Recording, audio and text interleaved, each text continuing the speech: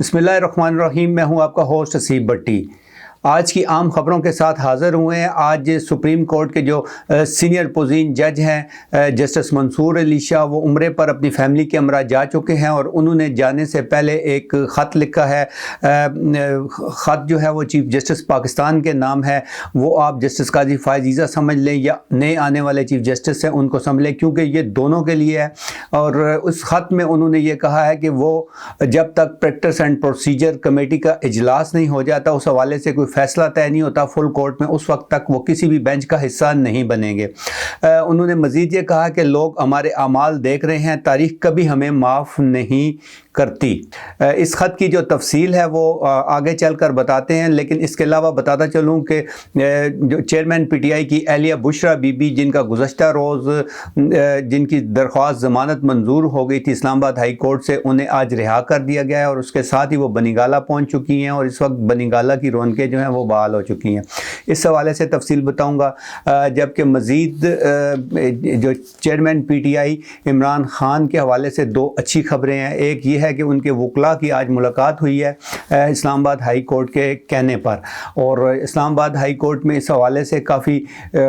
گرما گرمی رہی ہے۔ عدالت نے تو یہاں تک آرڈر پاس کر دیا تھا کہ جی انہیں 3 بجے تک لایا جائے، لیکن اس کے بعد پھر بیک فٹ پر حکومت گئی اور 3 وکلاء کو وہاں پر بلایا گیا جنہوں نے ان سے ملاقات کی اور ان سے ایڈوائز لی۔ اس کے علاوہ ان کے لیے ایک اور اچھی خبر یہ ہے کہ اسلام آباد ہائی کورٹ نے ہی ایک میڈیکل بورڈ بنا دیا ہے جس میں ان کے جو ذاتی معالج ہیں ڈاکٹر فیصل سلطان، انہیں بھی شامل کیا گیا ہے۔ یہ حکم پاس کیا گیا ہے اسلام آباد ہائی کورٹ ہے اس کی جانب سے۔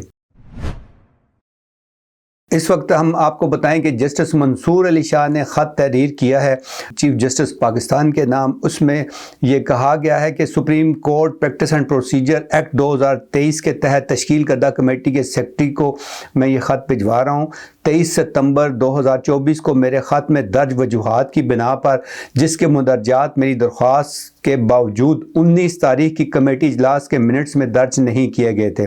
مجھے افسوس ہے کہ خصوصی بینچ کا حصہ نہیں بن سکتا۔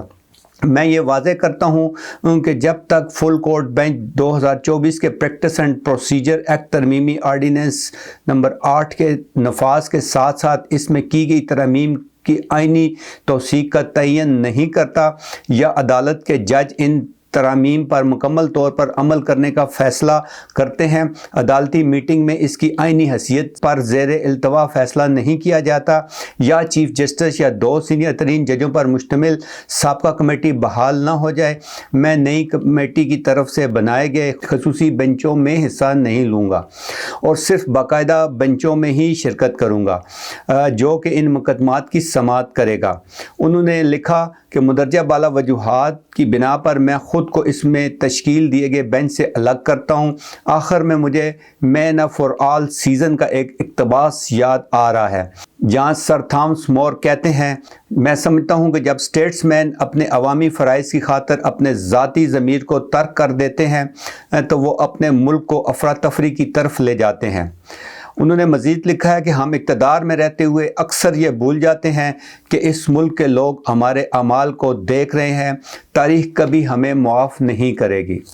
یہ تھا وہ خط جو جسٹس منصور علی شاہ نے لکھا ہے، اور اس خط کی آج بڑی بازگشت ہے، اور اس کے جو مستقبل کا جو پریکٹس اینڈ پروسیجر ایکٹ ہے یا اس کے علاوہ جو نئی ترامیم ہے، جو نئے آنے والے چیف جسٹس ہیں ان کے لیے بھی یہ سمجھا جا سکتا ہے کہ ان سے بھی ان کا یہ مطالبہ ہو سکتا ہے کہ آپ پریکٹس اینڈ پروسیجر کے حوالے سے جو آیا تھا آرڈیننس اس پر کوئی فیصلہ کریں، کیونکہ اس سے پہلے جب یہ آرڈیننس آیا تھا تو چیف جسٹس فائز عیسیٰ نے فوری طور کے اوپر اس پر عمل درآمد کرتے ہوئے نئی کمیٹی بنائی تھی جس میں جسٹس منیب کو باہر کر دیا تھا، جس کے احتجاج کے طور پر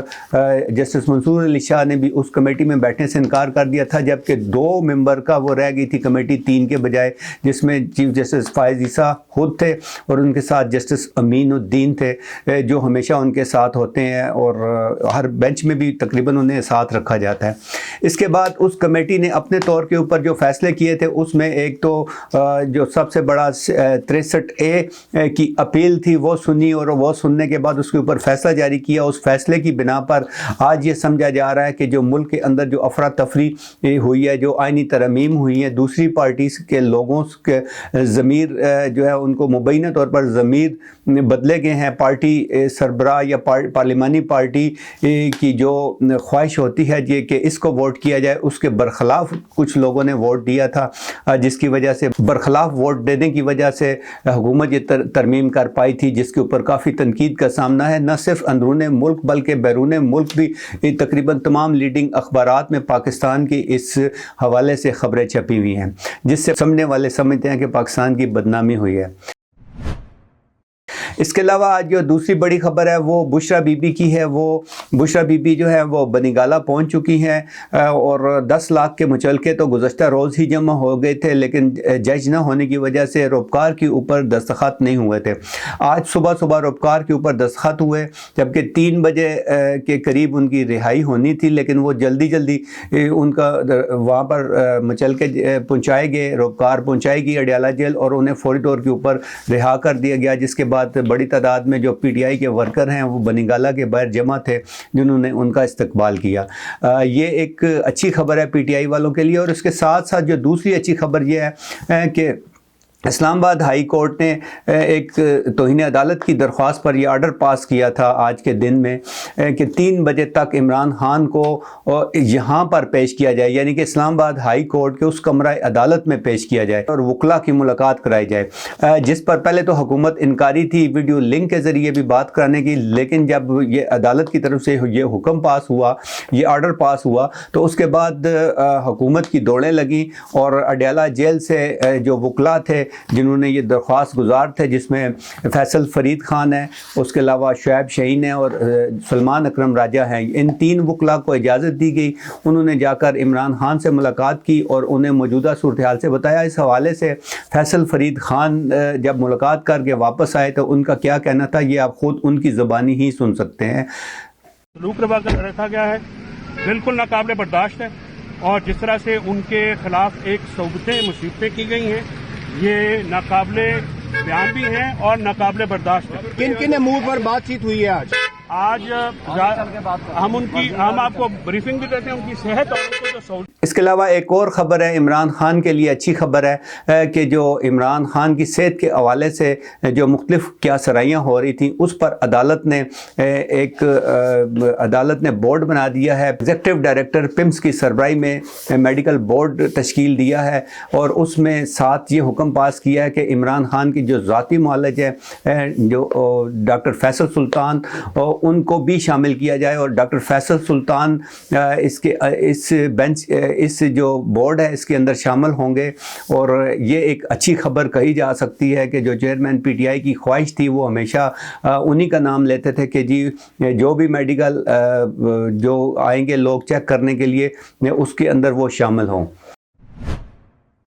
اب تک کے لیے اتنا ہی۔ مزید خبروں کے لیے ہمارے ساتھ رہیں، ہمارا ویلاگ دیکھتے رہیں۔ مجھے اجازت دیں، اپنا اور اپنے پیاروں کا خیال رکھیے گا، مجھے فیڈ بیک ضرور دیجیے گا۔